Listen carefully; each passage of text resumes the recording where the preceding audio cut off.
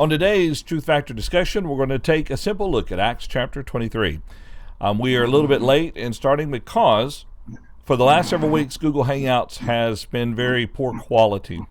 So this morning we are experimenting with Zoom. A lot of people use Zoom, and so Zoom will allow us to Zoom.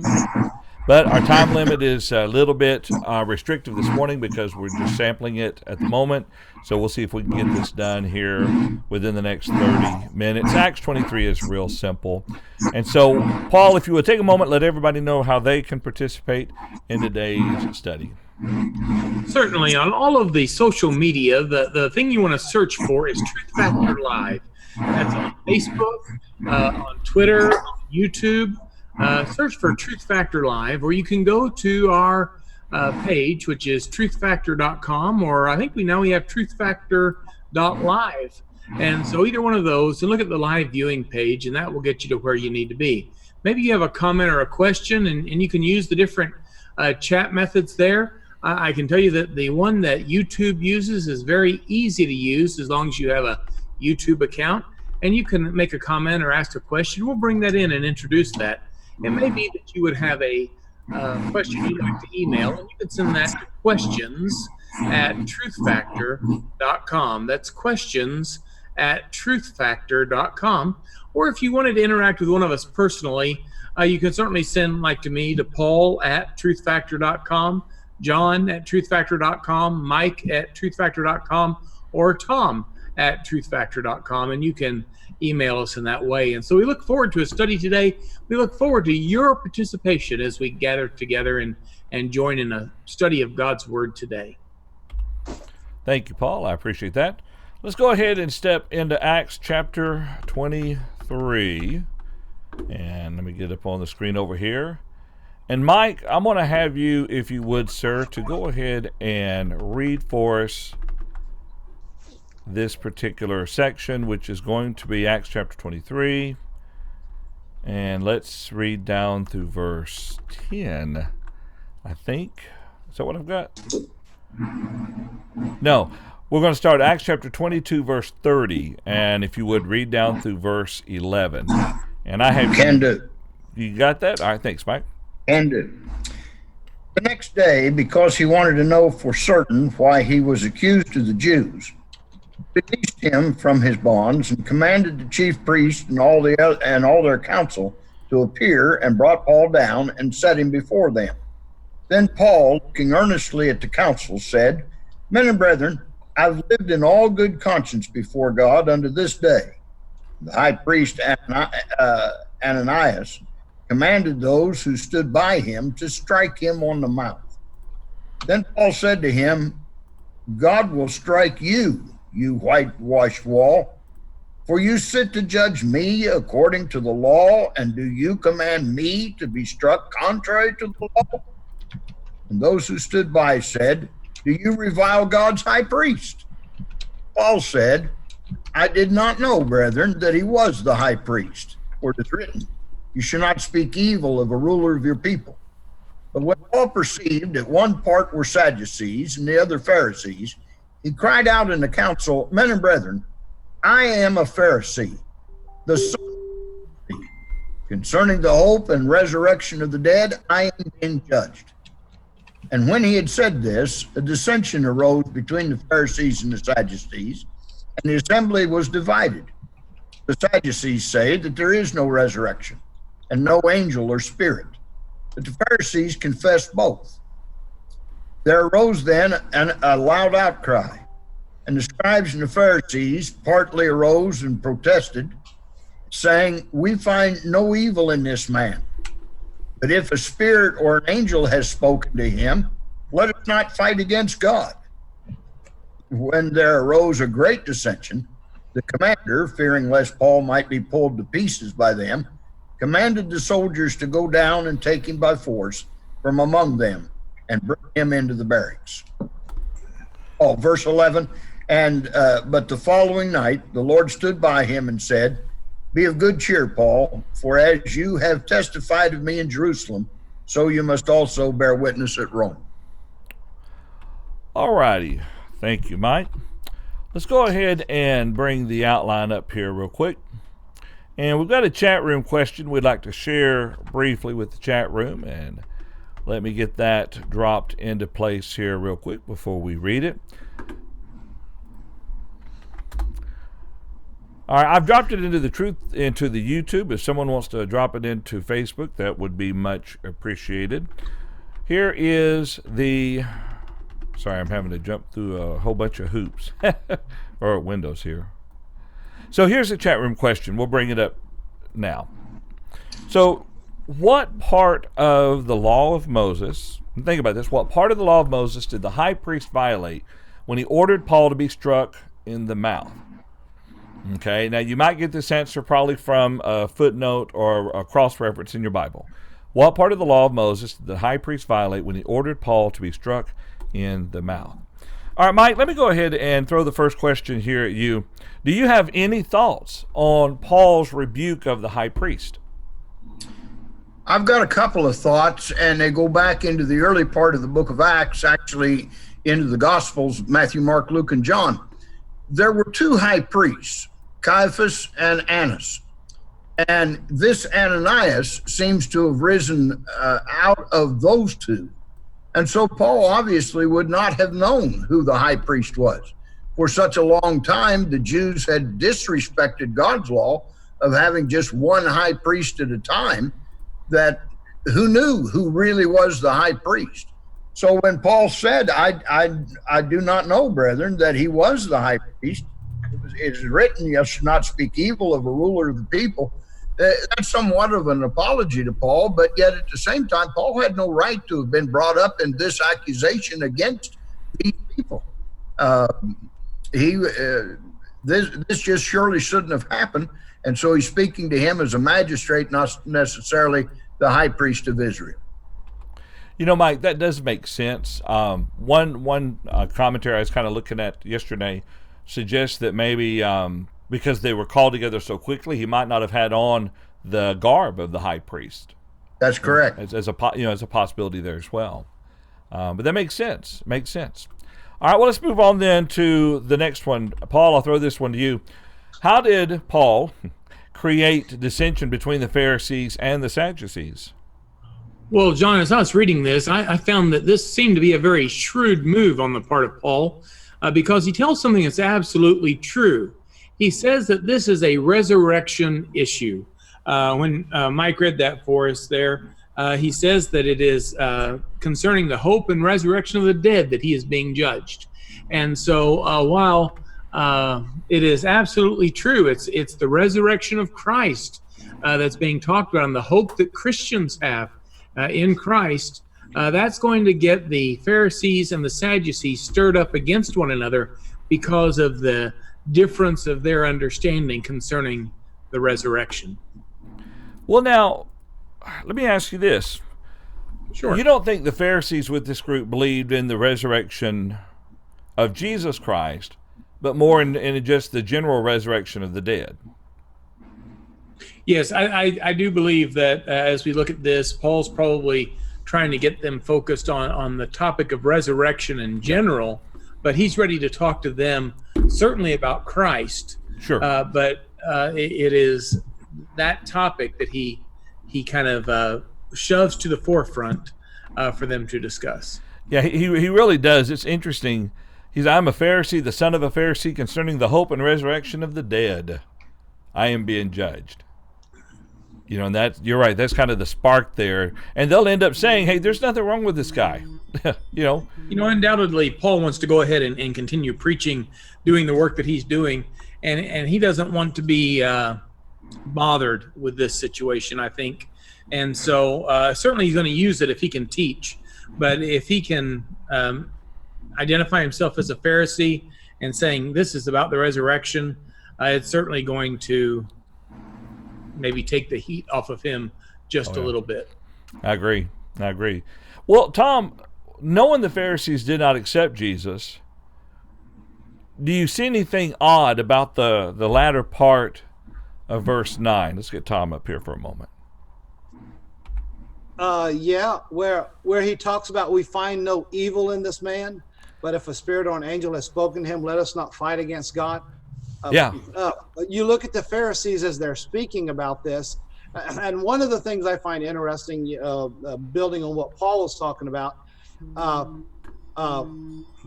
Paul's kind of exposing their corruption and inconsistency in the way that they treat each other, about these doctrinal matters and so on. And all of a sudden, because Paul brings up this difference, the Pharisees throw aside the problem with Paul and deal with their differences with the Sadducees and so on. And so it's from that standpoint that they make the declaration. And it's kind of interesting that they make the same observation that Gamaliel made, I think, over in chapter 5. We better be careful before we fight against God if an angel has sent him. Yeah, to me, I just struck it as interesting. Now that he professes to believe in the resurrection, they're willing to entertain that maybe a spirit or angel has actually spoken to him. They've rejected everything, but now for this moment, they believe an angel. They're at least going to consider an angel or a spirit might have talked to him. Thought that was interesting. Anyone, what did the Lord say, of course, what happened to Paul? He's going to get to go to Rome. Yeah, I thought this was interesting because, there's been a lot of weeping and prophecies about what's going to end up happening to him. And the Lord himself tells Paul, that's where you're going to go. So, yeah. Very. And basically the point he's making is you're not going to die. You're not going to die here in Jerusalem. Yeah. So you just stand up and say what needs to be said. I'm not done with you. I have some more things that need to be done. That's right. All right, so real quick, on the chat room question, we didn't have any answers, at least none that popped up. The Bible, one of the Bibles I was studying from yesterday, put a cross-reference regarding this command. Do you command when he calls them whitewashed walls, because he commanded someone to strike him, and it points it over to Leviticus chapter 19, verse 35. And let's see if I can bring that up here real quick. Leviticus 19, verse 35. And essentially, if it's the verse I'm thinking about, it talks about treating someone in an unjust or an unjust fashion. Notice this here. He says, you shall do no injustice in judgment in measurement of length, width, or volume. That's not quite the right verse that I saw.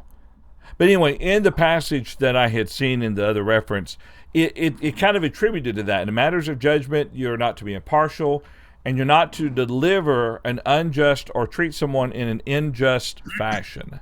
And I think that's probably what he's referencing here in this particular passage here. Looking at it again. Let me look at this reference here. Well, John, Exodus 22 and verse 28. That's it. You shall not revile God nor curse a ruler of your people. No, that's not it. That's for the one where he reviles the high priest.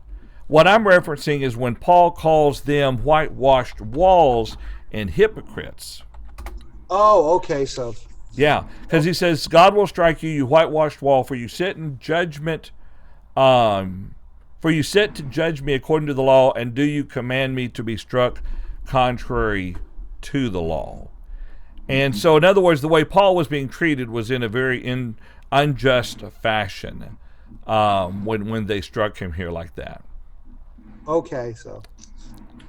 All right. Under the law, they weren't to go ahead and enact any type of punishment until the first had proven the condemnation. And Paul hadn't even been examined yet, and already they're smacking him. That was just an unjust movement on the priest's part, and therefore Paul, number one, didn't know for sure that Ananias was the high priest. He confesses that. And number two, this high priest isn't acting like a high priest anyway. How would Paul have known that he was? By his conduct. So the whole thing is simply because these folks don't like Paul preaching truth. And and the statement that's made there, I've lived in all good conscience before God to this day. what is so blasphemous about that? You know, what is so disrespectful about making that statement? I mean, it just, this all just baffles me. There's some things that I think we have to speculate on in this text because we don't know. Yeah. Well, this was a very unjust meeting anyway. You know, because they're getting him from the tribune or the commander. You know, and they're trying to bring these charges against him. The commander's going to say there's nothing wrong with him. He's not done anything wrong. It's all about their laws. And I think they realized, like you, they had no leg to stand on. And if Paul kept quiet, they might be able to bring a charge against him. But as long as he spoke, there would be no charge proper, because there was none. Let's go ahead and jump into the next section here. So let's go ahead and read verses 12 through 22. Paul, if you would, read that section for us. Be happy to do that, John. Did you say 12 through 22? Yes, please. We'll be happy to. And when it was day, some of the Jews banded together and bound themselves under an oath, saying that they would neither eat nor drink till they had killed Paul. Now there were more than 40 who had formed this conspiracy. They came to the chief priests and elders and said, "We have bound ourselves under a great oath that we will eat nothing until we have killed Paul. Now you therefore, together with the council, suggest to the commander that he be brought down to you tomorrow, as though you are going to make further inquiries concerning him. But we are ready to kill him before he comes near." So when Paul's sister's son heard of their ambush, he went and entered the barracks and told Paul. Then Paul called one of the centurions to him and said, "Take this young man to the commander, for he has something to tell him." So he took him and brought him to the commander and said, "Paul, the prisoner, called me to him and asked me to bring this young man to you. He has something to say to you." Then the commander took him by the hand, went aside and asked privately, "What is it that you have to tell me?" And he said, "The Jews have agreed to ask that you bring Paul down to the council tomorrow, as though they were going to inquire more fully about him. But do not yield to them, for more than 40 of them lie in wait for him, men who have bound themselves by an oath that will neither eat nor drink till they have killed him. And now they are ready, waiting for the promise from you." So the commander let the young man depart and commanded him, "Tell no one that you have revealed these things to me."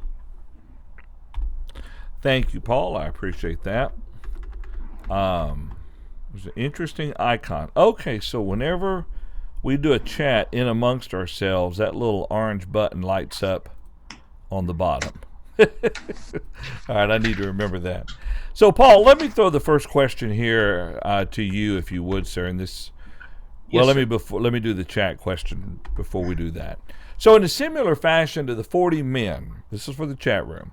In a similar fashion to the 40 men who took an oath not to eat food until Paul was killed, what Old Testament character had made a similar hasty oath? Think about that. What similar Old Testament character made the same type of hasty oath?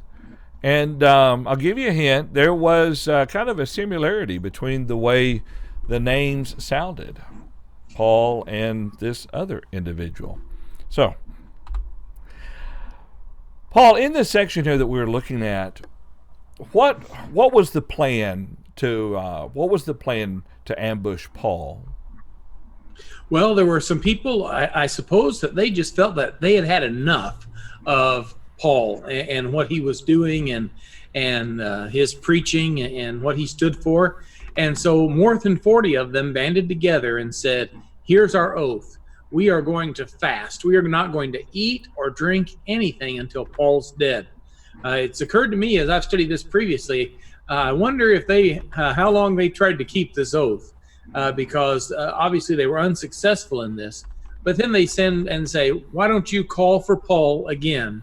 Talk to the chief priests and talk to the council. Why don't you call Paul as if you're going to ask him some more questions? And after you get him there, then or on his way, he's never going to make it. That's what I'm trying to say. He's never going to make it. We will kill him before he gets there. The secret's revealed, and we know how the rest of the story goes here, but the plot does not work out successfully. But they are adamant. They want an end to Paul. Okay. And, you're right about that. It doesn't give a time frame. And I figure they probably gave up pretty quickly once they realized that he was out of the city. Would be my guess. But, yeah. They took oaths seriously, I would think. And we'll talk about the answer here in a moment to the chat room question. But, Tom, real quick, who overheard the plan? Tom, you might be muted. Yeah, I am. Okay. And I was going to say it was overheard by his, I guess it'd be his nephew, his sister's son. Yeah. Yeah, he overheard that, and he goes to the barracks and he talks to Paul. He warns Paul about this, and then Paul deals with it. Tom, does it appear to you in the way the text reads, the way the commander dealt with the son, that he might have been, and this is a big old assumption and speculation, that he might have been younger? You talking about the commander? No, how the young boy being younger. Yeah. The way the commander dealt with him. Taking him by the hand, I see him as a 9 or 10-year-old, something like that, maybe. Yeah, kid. Maybe a little more. Yeah. Yeah. I wondered about that. I thought that was interesting. The way that reads, he took him by the hand and took him aside separately. Yeah. And kind of talked to him about it. That way, I'm assuming, no one could influence him. Paul couldn't coax him, nothing like that. It would be all his own testimony there. Something to think about. Now, go ahead. The New King James does use the expression, bring this young man to you. Yeah, it does. It does. And I could see it. Like you said, you got the picture there of a child or something like that. But it would be possible that this was a teenager or something. He just grabs, say, "Come here to the side." Yeah. And talk to me privately. Yeah. So I wonder about there's that. All kinds of options. Yeah. Any other thoughts? Another interesting fact with this. Here's Paul's sister's son, knowledgeable of Paul's situation here. How'd she find out? How did this news get around that the nephew all of a sudden finds this out? And the second aside here is this family cared enough about Paul to say, hey, let's do what we can to protect Uncle Paul here. So you've got a physical side of compassion here, and certainly from back at verse 11, you've got God's guidance in all this. Paul's not going to get hurt. You've got friends, you've got family, you've got God. Paul's going to come out of this okay. Yeah, I agree with that, Mike. Any other thoughts or comments on this section before we go to the chat room? All right, so the question we sent to the chat room earlier was this. So in a similar fashion to the 40 men who took an oath in the Old Testament not to eat or drink until they accomplished a certain task. And Gregory just sent us the answer. Did not Saul swear to kill David after he killed Goliath and the people praised David? Yeah, in the case in point with King Saul, that's exactly right. Once Saul's heart turned against David, and that of course happened when the Spirit of the Lord left Saul and went to David. Saul then sought, bear with me just a moment, wrong story. Saul was still king, and they were fighting, I think it was the Amalekites, and Thomas says 1 Samuel chapter 14, and he swears no one will eat or drink anything until they have victory. And Tom, who was the one that violated that order? It was Jonathan, Saul's son. It was, and he was ignorant. He didn't know. I mean, he was. I guess you could say he was innocent in what he did. Yeah, I love the way Jonathan answers when they challenge him on it. Hey, look, I feel a lot better. Or he says, look, my countenance is so much better. Eating the honey there. Any other thoughts on that? All right. So let's then jump to the last section here. And that last section is going to start us with verse 23. And Tom, I think you are the next one to read for today's study. So let's read Acts chapter 23, verses 23 through the end of the chapter. All right. Okay. So we have here. So the Lord saved Israel that day, and the battle shifted to Beth. Oh, excuse me. That's wrong. Wrong story. Okay. Yeah, I was reading from 1 Samuel 14. Okay. It says, and he called for 2 centurions, saying, prepare 200 soldiers, 70 horsemen, and 200 spearsmen to go to Caesarea at the 3rd hour of the night, and provide mounts to set Paul on, and bring him safely to Felix the governor. He wrote a letter in the following manner. Claudius Lysias, greetings. This man was seized by the Jews and was about to be killed by them. Coming with the troops, I rescued him, having learned that he was a Roman. And when I wanted to know the reason they accused him, I brought him before the council. I found out that he was accused concerning questions of their law, but had nothing charged against him deserving of death or chains.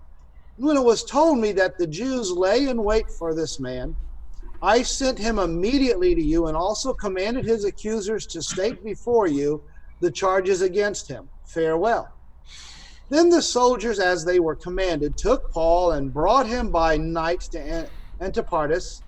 The next day they left the horsemen to go on with him and returned to the barracks. When they came to Caesarea and had delivered the letter to the governor, they also presented Paul to him. And when the governor had read it, he asked what province he was from. When he understood that it was from Cilicia, he said, I will hear you when your accusers have come. And he commanded him to be kept in Herod's praetorium. All right, Tom, I appreciate you reading that for us. We'll get back to that here in just a moment. For the chat room, here is the following question for your consideration today. There we go. How do we know the commander viewed Paul as somewhat important? All right. How do you know the commander viewed Paul as somewhat important? And so I think we're going to be pushing our time limit here, according to Gregor, and I don't see a timer running on the Zoom meeting. So hopefully it'll start waving a red flag at me or something or another. So in this section is very simple in the breakdown process here. We have here that the commander, he wrote a letter to Felix the governor. And of course, the letter breaks down the charges. And it's interesting that he observes that these charges really had nothing to do with the Roman law, but the charges had everything to do with their own law and their writings and so forth. And it really wasn't his, he was just the commander. It needed to be dealt with by someone in a higher capacity. And he sends it on, of course, to Felix. And we'll read more about Felix a little bit later. We have individuals who are escorting Paul. And Tom, since you read this, how many people went with Paul to escort him? It says 2 centurions, which would have been 200 right there.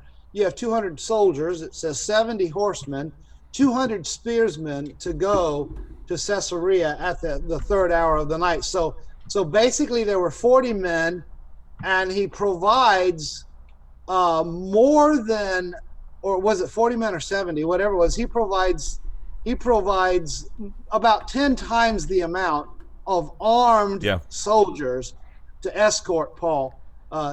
Nobody was going to stop this. They were ready.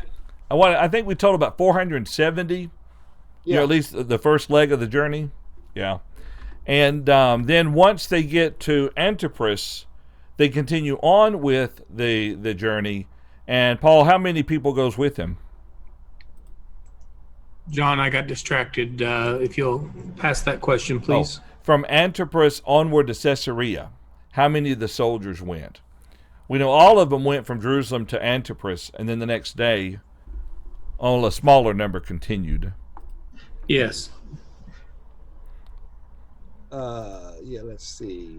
I think it's 200. I didn't catch that in the reading, and I'm sorry. I apologize. No, you probably helping me watch you're the talking timer. about like verse 31. Yeah, verse 31, which just says the soldiers. The next Yeah, day, yeah.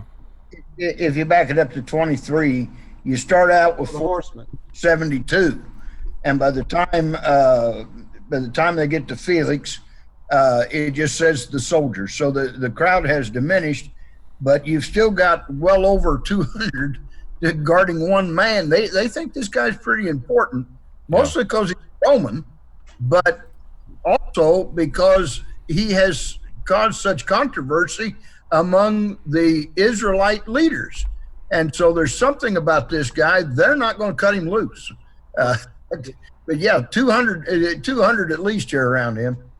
Yeah, and don't forget, they're also going to prevent trouble. That's true. Paul has shown himself to be pretty That's the shrewd bigger- in his dealings, and I think that is a big part of this. And they don't take him, as you mentioned, John, there lightly. I had sent you a note earlier, and I was a little distracted that we got a notification that we have unlimited time now. Really? It Okay. said that you subscribed.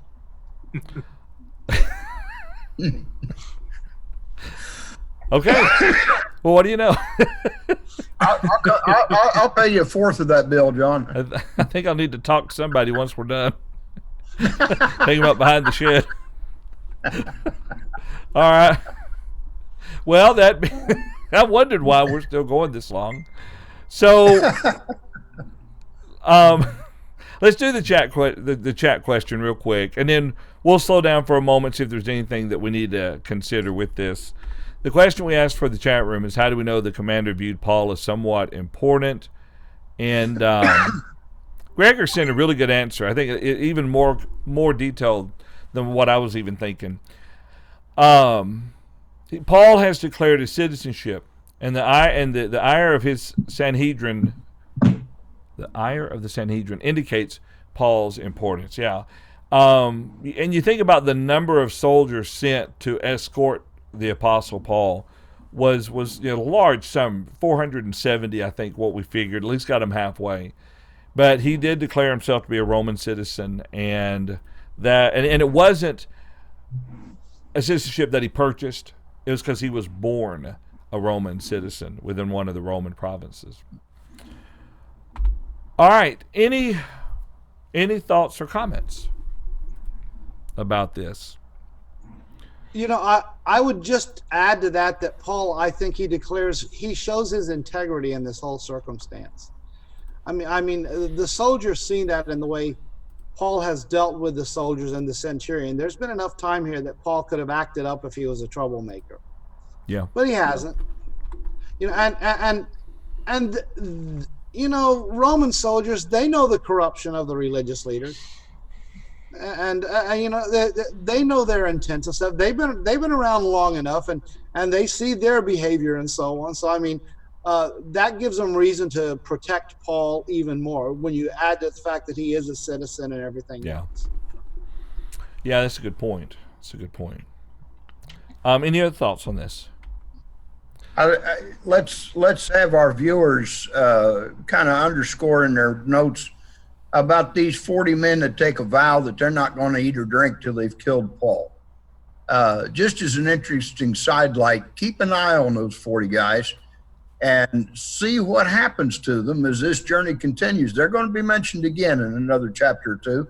And it just is curious as to how intent these guys are. But as Tom suggested a little while ago, you kind of got to wonder if they cheated on this vow.